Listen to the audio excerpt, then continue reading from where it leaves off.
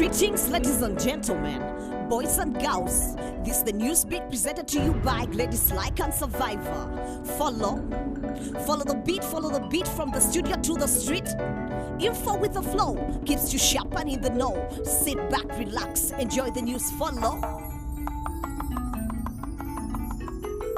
The Rwenzori region has been destabilized by multiple conflicts, leaving over 40 people dead, hundreds displaced, and property destroyed in Kasese and Budibujo districts. The escalation of post-election violence and militia-like activity has prompted the Ugandan government to send more armed forces in the region to restore peace and stability. After the attacks in Budibujo, Kasese, and Ntokoro districts in July 2014, police dedicated more resources to the region's intelligence team. Reports were also compiled from meetings held by the traditional authorities in the region, who were Lieutenant Kanokamya, who was then the king of the Bamba, and the ministers from the Rwenzori kingdom. Weekly reports to General Kale Kaihura, the Ugandan Inspector General of Police, show that the brewing tension between the Bamba and the Bakonje tribes threatened to disrupt regional peace. However, disputed local council elections in Budibujo and Kasese constituencies have been the catalyst to the region's post-election violence. Over 300 people from Bugombwa and Makundugu villages have fled the escalating tension to seek refuge at Bubugwanga Transit Camp and Budibujo Police Station. Assailants armed with knives, spears, clubs, and machetes continue to attack local civilians and security targets. The police boss General Kale Kaihura says a militia group called Chirumira Mutima is behind these attacks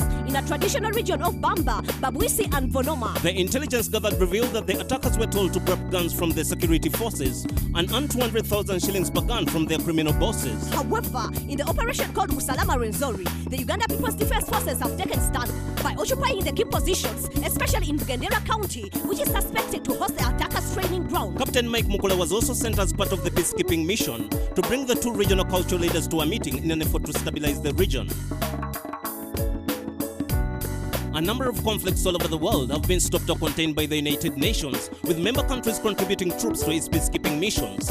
But overwhelming allegations of grave misconduct by the peacekeepers have put the peacekeeping body on the spot and undermined its purpose. Military and police personnel from 21 countries serving for the United Nations were accused of sexual abuse and exploitation, committed in countries like Haiti, Mali, Democratic Republic of Congo, and Ivory Coast. But it's in the Central African Republic that these sexual crimes have been committed the most. Before the United Nations could send peacekeepers to the war-torn nation, Francis Sangari's force, which is independent of the United Nations peacekeeping mission, was already at the center of sexual abuse allegations. Hundreds of girls in the Central African Republic have been sexually exploited by peacekeeping troops, the majority of the victims being young children and the youth. Many girls have been exploited for food or a few dollars, leaving many pregnant or raising the peacekeepers' toddlers. Although the United Nations has a strong policy against sexual exploitation, many soldiers accused of sexual abuse are never brought in for prosecution, because they can only be tried in their home countries instead of the country in which the crimes were committed, denying the victims of any justice. However, the UN Security Council passed its first ever resolution to tackle the decadence, giving the United Nations power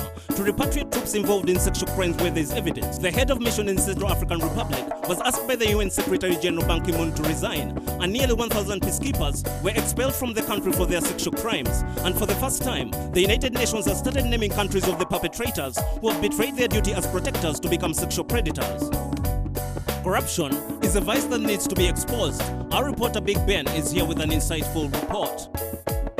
The world is made of rich and poor, those that have and those that don't. And those in control create rules for themselves to control the population, blind and oppressed. But this week a bomb exploded and shocked the world elite. The Panama Papers, history's biggest leak, was released anonymously by an employee from the Mossack Fonseca company. He or she shared 12.5 million pages of secret documents revealing the level of corruption dwarfing in African government, prime ministers, presidents. The list has just come out, and already the prime minister of Iceland has been kicked out.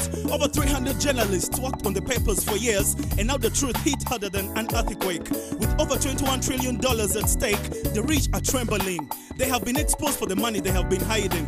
Money that comes from dirty business, war, drugs, and all the rest. Illegal money hidden in Panama, even some that was taken out of Uganda.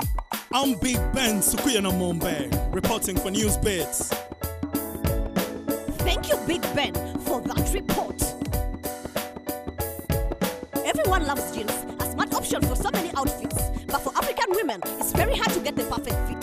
Standard sizes target Caucasian bodies, not African shapes that may be taller, slender or short, and full figure to the waist. Andrew Koi saw the problem and put the new option on the table. The Kenyan entrepreneur started the Blackjack Jeans, his own fashion label to offer clients high quality jeans with perfect fit. A design for classic jeans with a practical stylish twist. He started in 2008 with no design or tailoring skills. With the company, he asked Denim for a few small deals. He needed capital for a workshop, tailors and machines. To meet the demanded, he needed a bigger team. In 6 months, he had made capital of 70,000 Kenyan shillings. He also put a lot of time to learn design and tailoring. The next step was a brand that would stick like Blackjack plant, which inspired Blackjack jeans. His now famous brand. Still, he needed more than a dream and a brand new name. He needed to carve out a niche, to not be the same. He found his market in making jeans for African women, using extra material to create a good fit for them. Koi committed to the extra investment for the comfort of clients and for a better business. His care paid off in profits and distribution outside Kenya. Now Blackjack delivers through special delivery and orders to retailers like Jumia.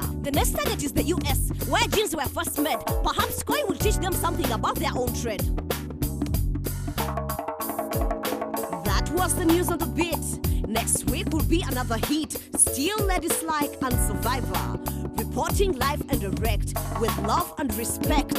Follow the beat, follow the beat, follow the beat, follow the beat. Follow the beat. Follow the beat, follow the beat, follow the beat, follow the beat. Follow the beat.